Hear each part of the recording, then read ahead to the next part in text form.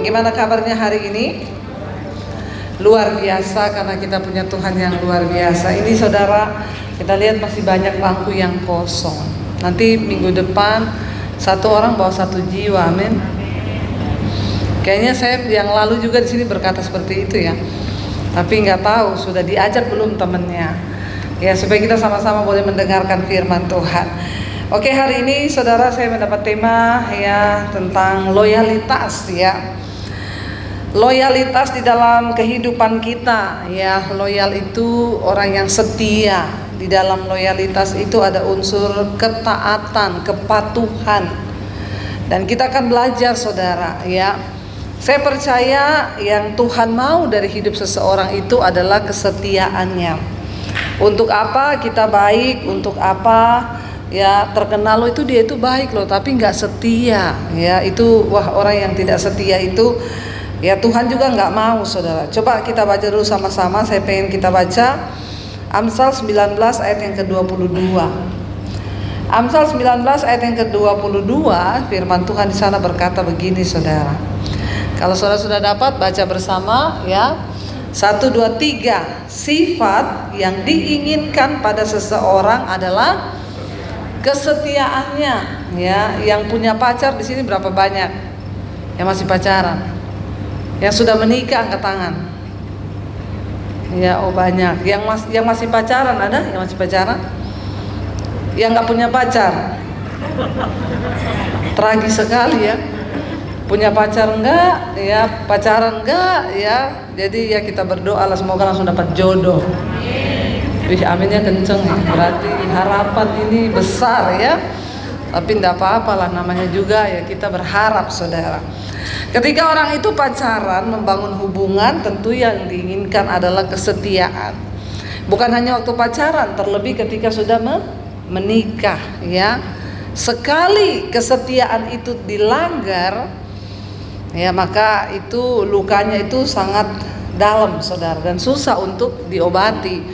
Mungkin orang akan percaya tapi udah nggak 100% karena sudah pernah tercacat ya. Nah, Tuhan mencari dari seseorang itu loyalitas, artinya bukan cuma setia. Di dalam loyalitas itu ada kesetiaan dan ada kepatuhan.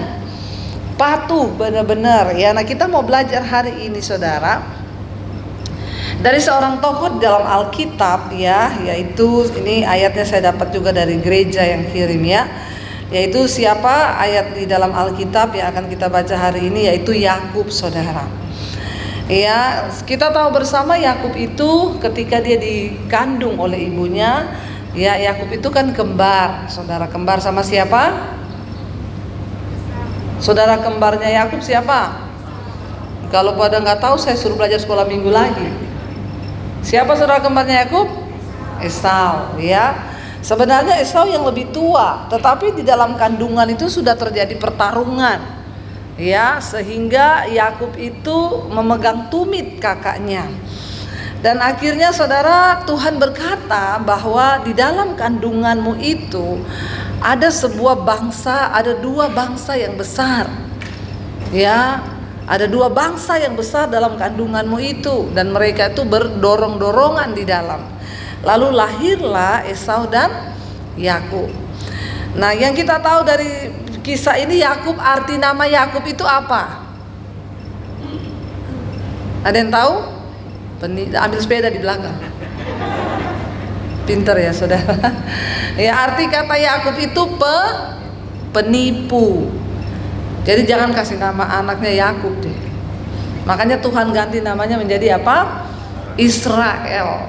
Jadi sejarah dari bangsa Israel itu berasal dari Yakub ya. Yakub diganti namanya menjadi Israel.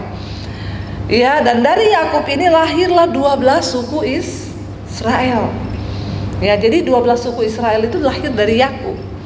Nah, hari ini kita akan belajar bersama-sama ya kisah dari Yakub ini saudara. Apa yang kita tahu dari Yakub ketika dia dalam pelariannya, dan benar akhirnya dia nipu kan. Kasus yang paling besar tercatat di Alkitab dari penipuan Yakub itu yaitu tentang hak kesulungan. Ya, dia tipu kakaknya Esau dengan semangkok kacang merah. Itu sop brenebon, kacang merah. Ya, itu memang sedap, apalagi kalau dimasak pakai rusuk babi itu. Aduh, ya, lapar semua kan? Lapar, langsung membayangkan gitu ya, sama makan sama rica-rica. Jadi saudara, ya gara-gara sepiring semangkok kacang merah, Yakub itu menipu, mengambil hak kesulungannya Esau. Dia menyamar, ya pakai bulu-bulu binatang, sehingga waktu bapaknya pegang, karena Esau itu badannya berbulu, dipegang, oh iya ada bulunya, padahal Yakub saudara. Dan Alkitab berkata ketika akhirnya Esau marah besar, dia mau bunuh sama Yakub, Yakub lari. Ya, dalam pelarian itu sampailah dia ke rumahnya siapa? Laban. Ketika dia melihat anak Laban, namanya siapa? Yang Yakub jatuh cinta itu anaknya Laban siapa? Rahel. Ya, dia jatuh cinta, Rahel ini cantik. Waktu dia naksir sama Rahel, Laban suruh dia bekerja berapa lama? 7 tahun. Boleh kamu menikah sama Rahel, tapi kamu harus kerja 7 tahun. Tapi saudara, Yakub ini punya loyalitas yang luar biasa. Ya, jadi cinta menggerakkan loyalitasnya. Karena dia mengasihi. Coba kalau ada di sini pemuda yang jatuh cinta sama perempuan, terus bapaknya bilang kamu kerja sama saya dulu 7 tahun tanpa gaji untuk dapatkan anak saya, di perkebunan urus ternak-ternak saya. Kira-kira saudara mau nggak yang laki-laki di sini? Mau? Saya mau tanya sama suami saya aja, membuktikan cintanya.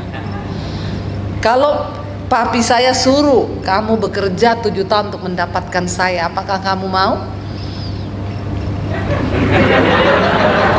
Ini banyak saksi loh. Kira-kira mau nggak? Dia bilang, saya kan namanya bukan Yakub, saya Daniel. Pencobaannya di Gua Singa, bukan di rumah Laban. Iya, karena cinta saudara. Tapi suami saya ini paling enak loh, dia itu tidak melamar. Jadi saya itu kan nikah sama dia waktu saya dibuang dari keluarga saya. Jadi tidak perlu lamaran, nggak masuk minta, pokoknya nikah aja. Enak sekali dia, nggak perlu keluarin apa-apa menikah dengan saya, saudara. Saudara, karena Yakub mencintai, dia rela bekerja 7 tahun dengan upah, yaitu siapa? Rahel. Ketika genap 7 tahun, besoknya dia bilang sama Laban, ya udah nikahkan saya. Loyalitas saya terbukti loh, 7 tahun saya bekerja. Ya, saya mau melakukan karena saya mencintai anakmu. Sekarang saya mau mendapatkan apa yang sudah kau janjikan. Akhirnya Laban bikin pesta, saudara. Dibikin pesta pernikahan. Ketika selesai pesta, Yakub tidur di kamar pengantin. Ketika dia buka mata besok pagi, ternyata bukan Rahel, tapi saya juga bingung kenapa dia bisa nggak tahu itu Rahel atau Lea. Apa karena dulu belum ada listrik? Ya, saya coba memikirkan loh itu, atau pakai kerudung. Masa ya dia bisa ketukar gitu ya, maunya Rahel yang nikah sama Lea gitu. Ya, dan akhirnya baru pagi sadar. Atau saya nggak tahu juga, tapi nggak ada di dalam Alkitab sih. Mungkin Yakub mabok, lalu dia tidur, malam itu kaget bangun. Ya, namanya orang menikah tuh kan pasti pengen lihat mukanya istrinya kan.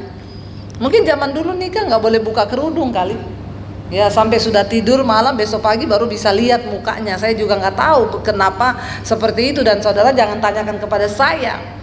Yang tidak ada di Alkitab tidak usah kita tanya ya. Besok saja kalau ketemu dengan Yakub, saudara tanya sendiri. Kenapa bisa begitu? Dan saudara, dia bangun, ya bukan Rahel yang dia dapat, ternyata dia dinikahkan dengan Lea. Lalu Laban bilang, kalau kamu ingin dapatkan Rahel, kerja berapa lama lagi? 7 tahun lagi. Ya, kalau saudara disuruh 7 tahun lagi untuk bekerja, ya saya yakin ya pasti sudahlah, saya tak cari perempuan lain aja lah. Ya, tetapi kenapa Yakub melakukan itu, saudara? Dia loyal, dia terus bekerja dengan gigih, tidak berkurang semangatnya. Karena Yakub tahu dia berada di dalam rencana Tuhan. Amin. Hanya ketika seseorang itu punya hubungan yang intim dengan Tuhan dan dia mengerti dia berada dalam rencana Tuhan, maka dia akan dapat melakukan pekerjaannya, segala sesuatu yang dia lakukan itu dengan loyalitas. Kenapa? Karena kita yakin yang kita lakukan ini tidak sia-sia. Dan benar, dari pernikahan Yakub dan Rahel, ya, dan dia punya beberapa anak juga dari Lea dan gundik-gundiknya, itu 12 suku Israel terlahir ke dunia. Kita tahu bersama, saudara, ya. Jadi semua itu masuk di dalam rencana Tuhan. Kalau tanpa mengerti rencana Tuhan, maka mungkin orang akan memilih nggak mau ah. Di dalam kita mengikuti rencana Tuhan dalam hidup kita, kita akan mengalami banyak pencobaan, tantangan yang rasanya akan membuat kita itu pengen mundur aja deh. Mengikut Tuhan tuh nggak gampang. Jadi yang lagi cari-cari jodoh ini, dengarkan ini baik-baik. Ya, jangan menyerah, berdoa, siapa tahu ya. Ya, Tuhan mempertemukan engkau dengan yang terbaik. Engkau harus menikah itu untuk menggenapi rencana Tuhan. Pernikahan seorang Kristen itu adalah untuk menggenapi rencana Tuhan. Bukan cuma malu bu, jomblo terus. Nggak boleh loh saudara. Engkau menikah itu harus Tuhan, aku pastikan pasanganku ini adalah seseorang yang akan membawa aku berjalan untuk menggenapi rencana Tuhan atas hidupku. Itu yang dapat membuat kita ini bisa melakukan segala sesuatu itu dengan loyalitas kepada Tuhan. Yakub tahu dia berjalan di dalam rencana Tuhan. Nanti ada ayatnya kita akan baca saudara. Ya, saya menikah dengan suami saya, kami melewati banyak persoalan, badai di tengah rumah tangga, kekurangan, hidup pas-pasan, benar-benar ya di dalam padang gurun, tapi kami tetap berkomitmen untuk melayani Tuhan sampai hari ini dengan loyalitas yang tinggi kepada Tuhan. Kenapa? Karena kami berdua tahu hidup kami ada di dalam rencana Tuhan. Kami sedang dipanggil untuk menggenapi sebuah rencana Tuhan yang besar. Itu yang kami tahu. Tidak mudah saudara ya. Saya bersaksi ketika kami dipanggil dari kota Solo ke Jakarta. Ya awalnya kita ini di Solo itu pelayanan. Saya full pelayanan, suami saya juga full pelayanan. Bukan orang yang tidak ada pekerjaan, tidak ada pelayanan. Saya hari Minggu khotbah di gereja-gereja, hari lain itu khotbah di perusahaan-perusahaan. Suami saya juga dia pelayanan di gereja, dia koordinator musik, ya dia juga ngelesin musik waktu itu. Ya, tetapi suami saya itu yang saya salut dari dia itu dia loyal ya untuk melayani Tuhan. Dulu ketika kami menikah mengalami masa-masa sulit dalam keuangan, beberapa teman-teman dia nawari, udah nih kamu pelajari nih buku ya, ini lagu-lagu campur sari. Gampang kok, mainnya nadanya itu toh. Main di kafe dapat bayaran semalam sekian ratus ribu, lumayan buat beli susu anakmu. Teman-temannya yang lain pemain musik gereja udah lari ke kafe tuh. Jadi hari Senin sampai hari Jumat mereka main di kafe, apalagi malam Minggu pelayanan di gereja. Tapi suami saya tuh dia tetap loyal kepada Tuhan. Dia bilang sama teman-temannya, enggak, tangan saya ini hanya bermain hanya untuk Tuhan. Saya tidak akan memakai tangan saya ini untuk main di sekuler. Loh, ini saya tidak berkata yang main sekuler itu berdosa, enggak. Tapi kita bicara tentang loyalitas kepada Tuhan. Dia merasa bahwa ya saya diciptakan ya sebagai orang yang terpanggil untuk melayani di bidang musik, dan itu hanya untuk Tuhan. Sekalipun saudara kadang-kadang ya temannya datang yang main di sekuler cerita, lumayan loh kita semalam dibayar sekian. Aman, tetapi yang namanya loyalitas kepada Tuhan itu tolak ukurnya itu lahir dalam diri kita. Kalau kita yakin kita ini berada di dalam panggilan Tuhan. Sehingga kita tuh berjalan di dalam panggilan Tuhan. Kenapa Yakub melakukan hal itu? Dia tahu dari rahimnya Rahel itu akan lahir anak-anak yang akan menjadi sebuah bangsa yang besar, yaitu 12 suku Israel. Mari kita sama-sama saudara mengerti rencana Tuhan dalam hidup kita, supaya kita bisa melakukan segala sesuatu itu dengan loyalitas yang tinggi kepada Tuhan. Kalau kita melakukannya, maka Tuhan itu memperhitungkan. Percayalah, nggak ada yang nggak diperhitungkan Tuhan. Kami ada sampai di titik seperti ini tidak langsung otomatis. Kami tuh menikah ya 21 tahun, masuk 22 tahun. Ya tidak mudah saudara, bukan langsung enak. Kita mengalami dulu naik motor, anak 3 bonceng 5 loh. Mungkin saudara belum mengalami, tapi kami mengalami. Masa-masa sulit datang, saya jualan jus di pinggir jalan, bukan di warung atau di kios. Pinjem pinggir jalan ada rukonya jemaat, kami pinjem pakai gerobak di situ. Saya jualan sampai jam 12 malam. Jualan jus. Cuma untuk apa? Saya tidak mau meminta-minta sama orang. Kita punya prinsip, kita hamba Tuhan, kita nggak punya uang. Apa yang bisa kita lakukan, kita lakukan. Yang penting kita nggak mempermalukan nama Tuhan, nggak utang, nggak nipu, nggak pinjem-pinjem untuk makan, nggak minta-minta. Susah nggak hidup kami? Susah saudara. Saya nggak punya orang tua yang bisa saya mintakan duit lagi. Ya, lah suami saya waktu kami menikah pas keadaan bapaknya bangkrut. Jadi benar-benar kami dilatih hidup dengan iman, berharap kepada Tuhan. Tapi disitulah Tuhan melihat loyalitas kita sebagai anak Tuhan. Apakah kita mau tetap percaya pada janji Tuhan, atau kita memilih untuk ambil jalan-jalan pintas yang lain? Ya, saya tetap percaya, kami tetap berdoa. Selalu kami bilang Tuhan bahwa kami di dalam ya rencana Tuhan yang sempurna. Kami mau berjalan dalam rencanamu. Apa rencanamu Tuhan bagi hidup kami? Sampai akhirnya kita dapat panggilan pindah ke Jakarta. Baru beli rumah di Solo, tiba-tiba dapat panggilan Tuhan untuk pindah ke Jakarta. Bagaimana caranya dapat panggilan? Saya itu berdoa, tiba-tiba saudara, ya saya itu tiap hari sedih, saya nangis. Saya pikir-pikir, kenapa saya nangis? Saya pelayanan naik motor, lagi di motor bercucuran air mata. Kenapa saya nangis ya? Saya ini ndak lagi mikirin utang, tidak lagi jatuh tempo, tapi kok nangis terus. Nah saya bilang, saya yakin nih Tuhan pasti lagi mau bicara sesuatu. Akhirnya saya ambil waktu untuk saya berdoa, saya berpuasa, saya datang ke satu tempat, saya berdoa setiap siang, saya berdoa. Lalu Tuhan tuh menyatakan isi hatinya, aku akan membawa kamu tuh keluar dari kota ini ke satu tempat yang nanti aku tunjukkan. Benar-benar kayak Abraham saudara. Ya, kalau di Alkitab pernah ada kisah itu, ya, saya benar-benar mengalami kisah itu. Apa yang terjadi dalam Alkitab adalah sebuah contoh supaya ketika kita juga berjalan dalam panggilan Tuhan, kita mengimani, kita mengiyakan, kita mengaminkan. Lalu Tuhan tuh menulis kisah-kisah Abraham, Yusuf itu supaya ketika engkau mengalami, engkau juga mengalami seperti yang mereka alami. Amin. Ya, amin saudara. Itu kisah bukan dongeng loh.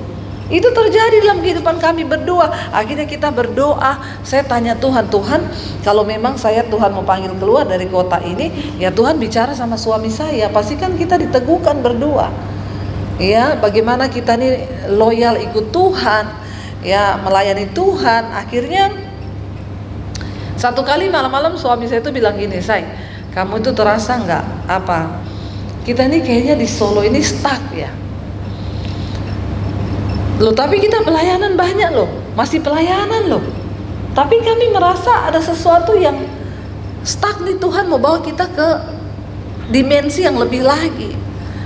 Lalu saya bilang dia, terus menurut kamu gimana? Suami saya bilang, kamu terasa nggak? Kayaknya Tuhan mau bawa kita ini pergi dari kota ini. Waduh, saya langsung wah berarti memang ini Tuhan. Lalu saya tanya, kalau kita mau pergi kira-kira kemana ya? Dia bilang nggak tahu ya, mungkin ke Batam kali.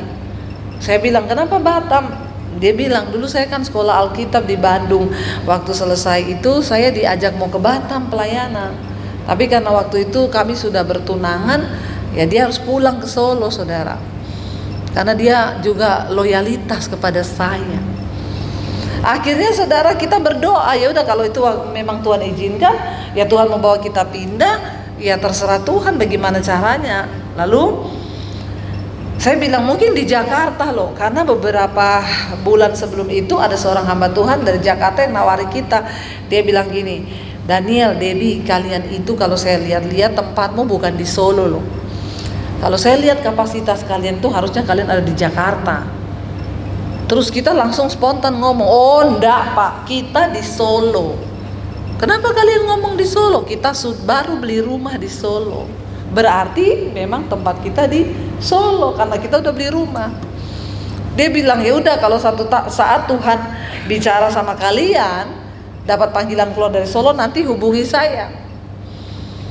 Jadi saya bilang sama suami, kenapa kita nggak hubungi dia ya? Ya udah kita hubungi aja. Saya cari nomor HP-nya di HP saya, udah nggak ada saudara, karena ternyata mungkin tersimpan di memori HP. Ya karena saya sudah ganti HP berapa kali, jadi orang penting itu ganti HP, bukan ganti nomor. Ya ganti HP, kalau ganti nomor tuh orang banyak utang, supaya nggak ditagih, apalagi utang online. Langsung diblokir, nomornya dibuang saja ya. Di telepon yang Anda tuju sedang bersembunyi. Ya jadi saudara, saya cari nggak ada. Akhirnya suami saya bilang gini, gereja kita sering undang pendeta itu ke Solo. Ya udah nanti saya minta sama sekretaris. Saya bilang nggak usah kamu minta, kita jadikan ini tanda kalau memang Tuhan yang panggil kita, Tuhan yang kirim nomor telepon pendeta itu sama kita. Kira-kira menurut saudara susah nggak?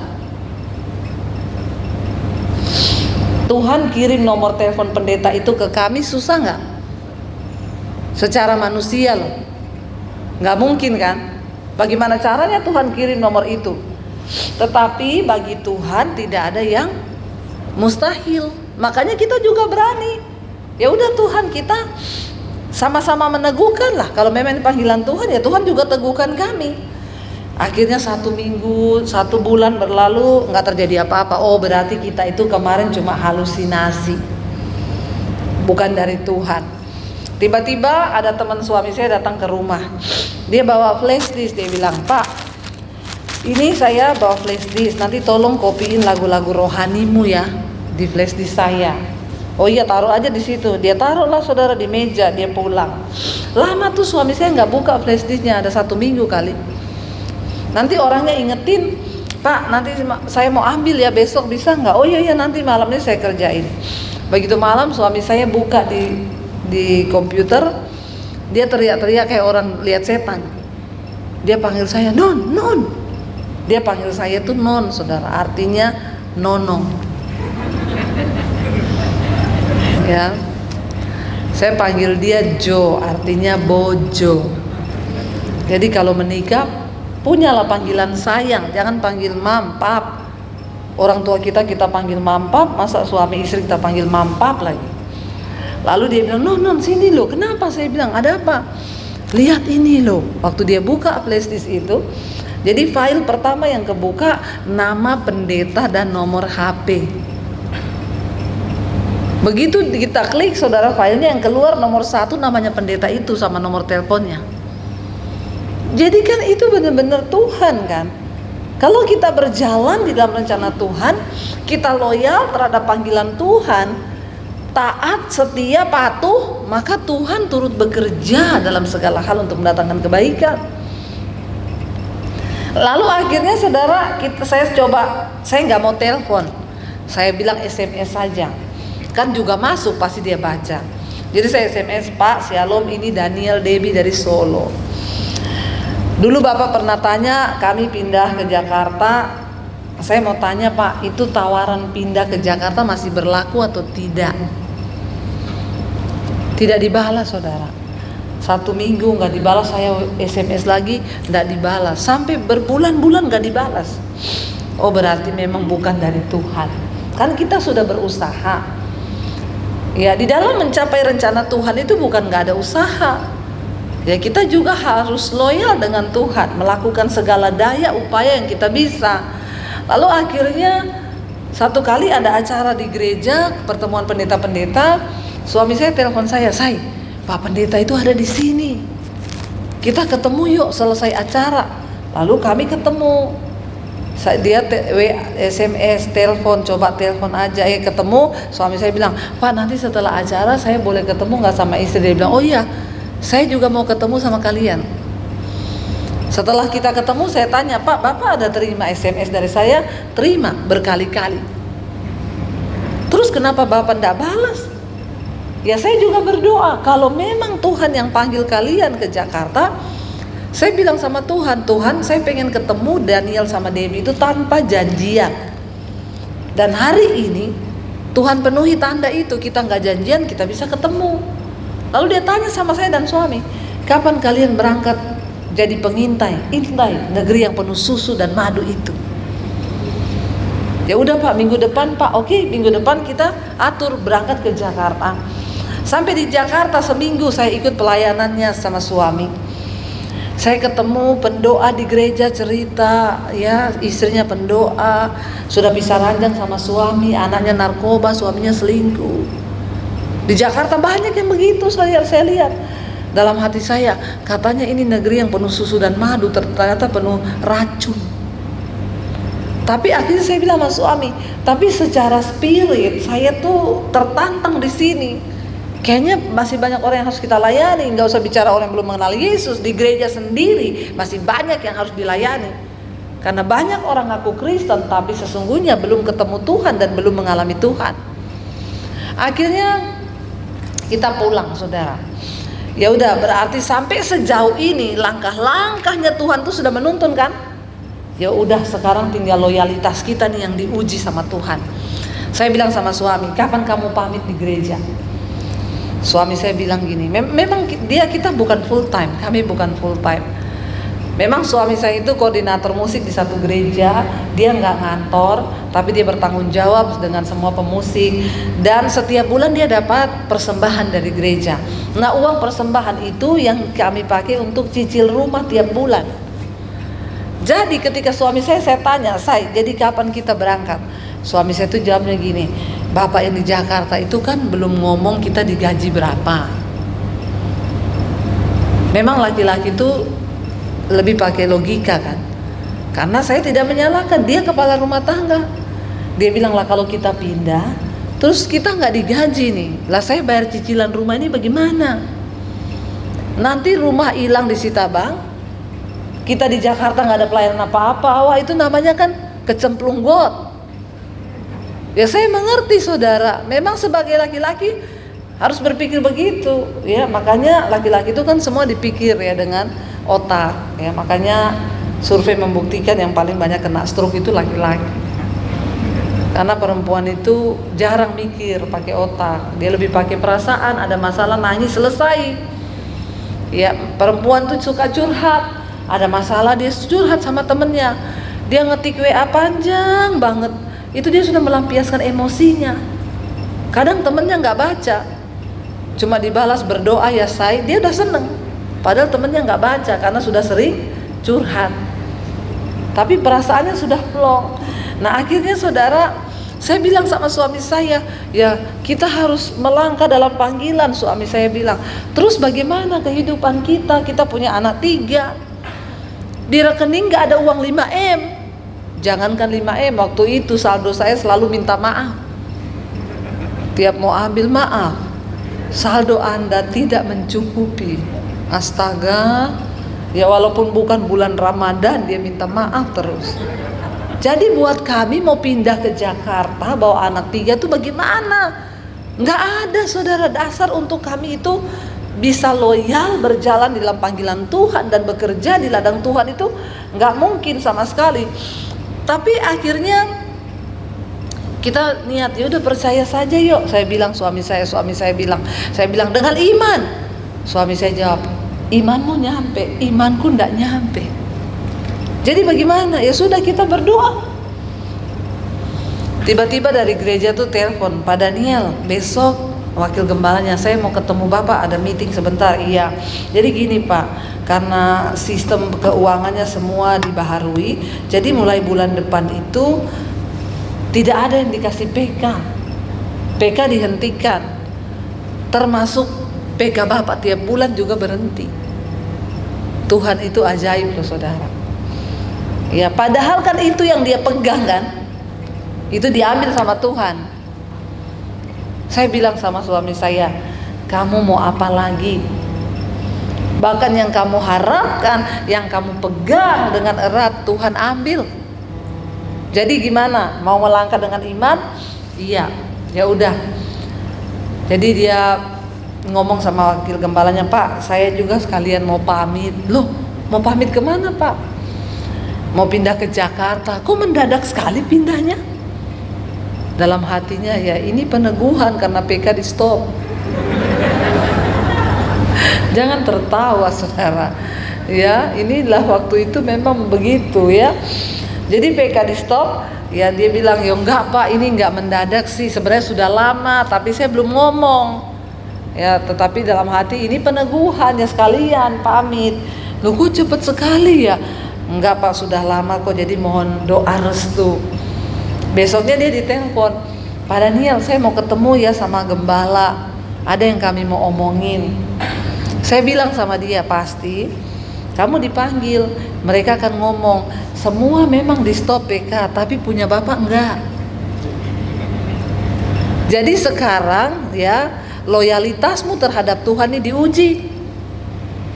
Kita mau berjalan dalam panggilan, atau engkau menjual panggilan hanya demi sepiring mangkok kacang merah. Akhirnya dia datang saudara, benar omongannya persis yang saya ngomong. Pak, semuanya memang di stop, tapi punya Bapak kami sudah mikir, tetap Pak, bulan depan Bapak tetap dikasih, tapi nggak usah ngomong-ngomong yang lain. Dia bilang, nggak bisa Pak, saya pamit, kami sudah bulat ke Jakarta. Apakah sampai di Jakarta semuanya beres, kami dapat setiap bulan? Enggak, 1 tahun pertama sampai rumah kami di Solo hampir disita bank karena tidak bisa bayar 3 bulan. Tapi kami berjalan di dalam panggilan Tuhan, tetap loyal dengan Tuhan. Kami melayani, dan benar di Jakarta enggak dikasih PK. Pelayanan 1 tahun, enggak ada PK bulanan. Dengan iman kami berdoa. Benar-benar yang tadinya pulang ke Solo, lihat anak saya masih di Solo 3, enggak bisa saya bawa. Karena di Jakarta pun saya hanya kos di rumah tante saya. Tidurnya di spring bed. Bednya sudah tidak ada, tinggal springnya. Di ruang tanpa AC, tanpa jendela. Jadi tiap malam sauna gratis. Malah jadi putih kita di Jakarta. Tapi menderita saudara, rasanya pengen pulang.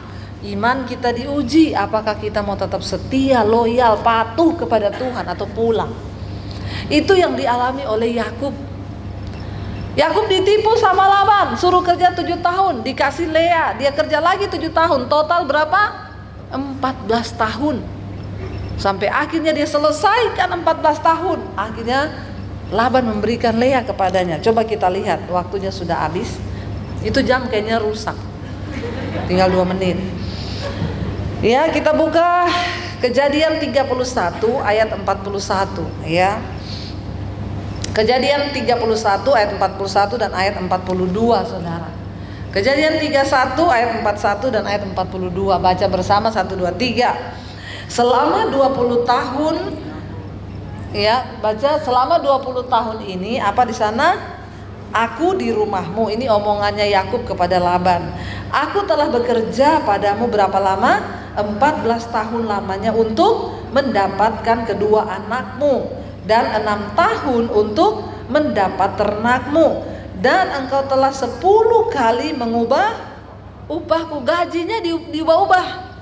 Harusnya kan orang kerja ya sudah 14 tahun ditambah lagi berapa di sana dikatakan tadi ya 6 tahun, dan engkau telah 10 kali mengubah upahku. Diubah-ubah saudara, mulai dari dapat Rahel dikasih Lea, lalu setelah itu diberi ternak, bagi 2, dikurangi. Ya kira-kira saudara kerja mengalami hal yang tidak enak begitu, masih tetap loyal nggak? Kayaknya enggak ya, tapi yang namanya loyalitas itu teruji ketika keadaan nggak enak. Tapi sekali lagi pastikan engkau berada dalam rencana Tuhan. Kalau tidak dalam rencana Tuhan, engkau buang waktu, buang tenaga, buang pulsa, buang pikiran. Kita harus diproses di tempat yang tepat, dengan orang yang tepat, dengan proses yang tepat. Itu yang akan menghasilkan sesuatu yang maksimal. Karena engkau berjalan dalam rencana Tuhan yang sempurna. Lalu dikatakan di sana, engkau telah 10 kali mengubah upahku, ayat 42. Nah ini goalnya di sini saudara. Ayat 42, baca bersama 1, 2, 3. Seandainya Allah ayahku, Allah Abraham dan yang disegani oleh Ishak tidak menyertai aku, tentulah engkau sekarang membiarkan aku pergi dengan tangan hampa. Tetapi kesengsaraanku dan jeripayaku telah diperhatikan Allah, dan ia telah menjatuhkan putusan tadi malam. Jadi Yakub dituntun oleh Tuhan untuk dia pergi meninggalkan Laban. Satu hal yang dia sampaikan, dia mau membayar semua harga itu demi apa? Karena dia berada dalam rencana Tuhan. Dia bilang, Allah ayahku Abraham, Allah Ishak, dan Allah Yakub, dia yang memperhatikan segala kesengsaraanku, dan tidak ada yang sia-sia, karena semuanya itu diperhitungkan oleh Tuhan. Saudara, satu hal yang membuat kita bisa tetap loyal ketika engkau percaya, engkau berjalan di dalam rencana dan kehendak Tuhan.